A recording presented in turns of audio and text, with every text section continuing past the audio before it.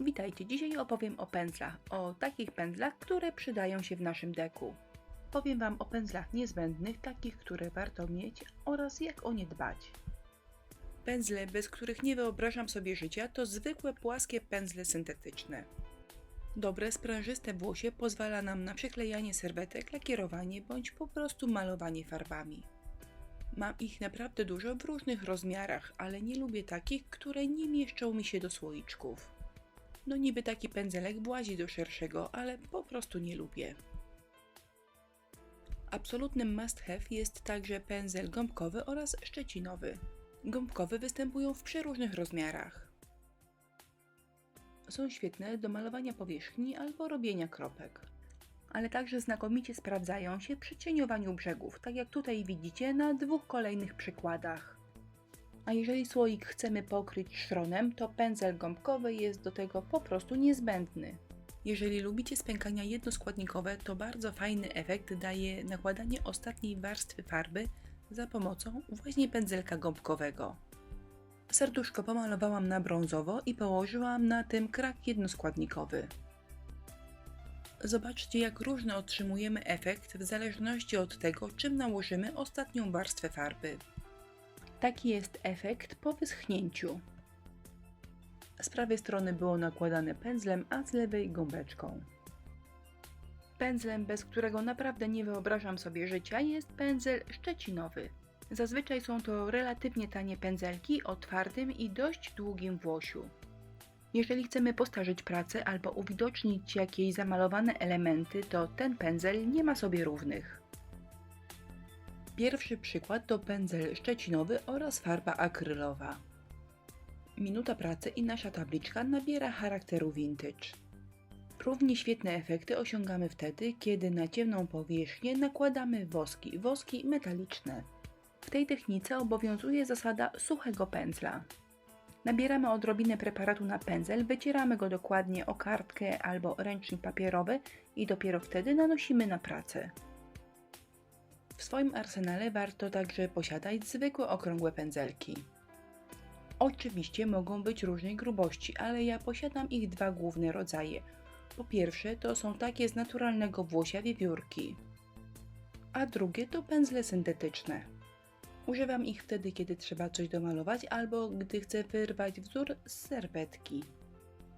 Pokażę Wam, jak wygląda wzór wyrwany pędzelkiem z włosia wiewiórki i pędzelkiem syntetycznym. Jak widać nie ma różnicy, ale ja wolę pędzelki z włosia naturalnego i już. Jeżeli wpadliście w dekupaż jak śliwka w kompot i widzicie, że nie ma już żadnego ratunku, warto sobie kupić pędzle skośne. Skośne pędzelki są głównie potrzebne do cieniowania, więc jeżeli chcecie osiągać tego typu efekty, pędzelek skośny będzie nieodzowny. Link do filmu jak cieniować zamieściłam w opisie tego filmu. Mam u siebie także pędzelki wachlarzykowe.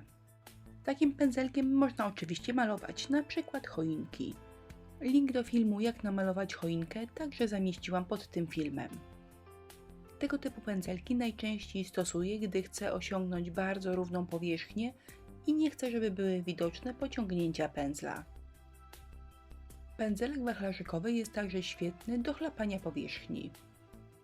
Szczoteczka do zębów jest super, ale wachlarzyk daje nam takie piękne, wielkie kropy.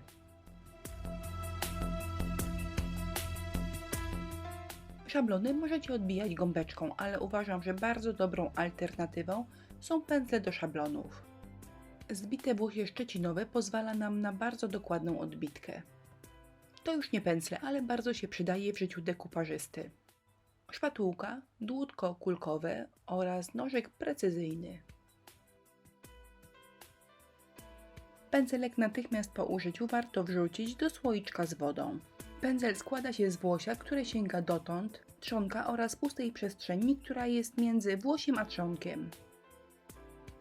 Wkładając pędzel do wody, dbajcie o to, aby woda sięgała właśnie do tej pustki między włosiem a trzonkiem.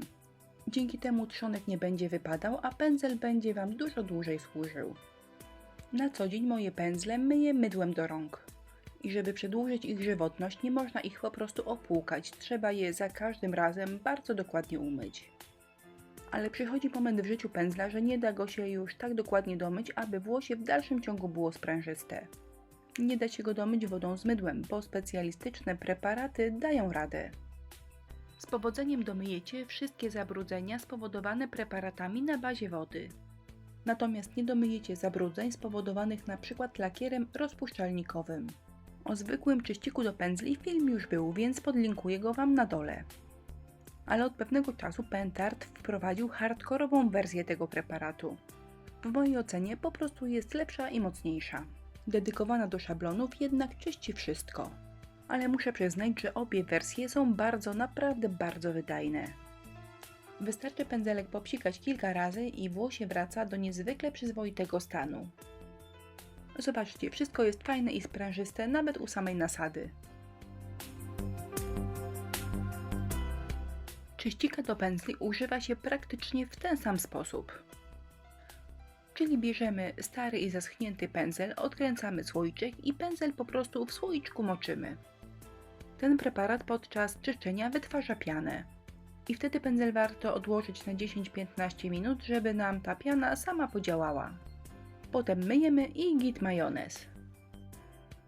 Może przy okazji pokażę Wam jeszcze na końcu, jak czyścik do szablonów działa na szablony. Preparatem spryskałam wyłącznie lewy górny róg szablonu. Czekamy chwilę, aż preparat zadziała, a następnie bez problemu, nawet palcem, zdejmujemy starą farbę. A po wypłukaniu nasz szablonik jak nowy. Wygląda tak. Jak zwykle listę wszystkich produktów, które pokazałam Wam w filmie, zamieściłam w jego opisie. Zapraszam Was do naszego sklepu oraz na inspirello.pl.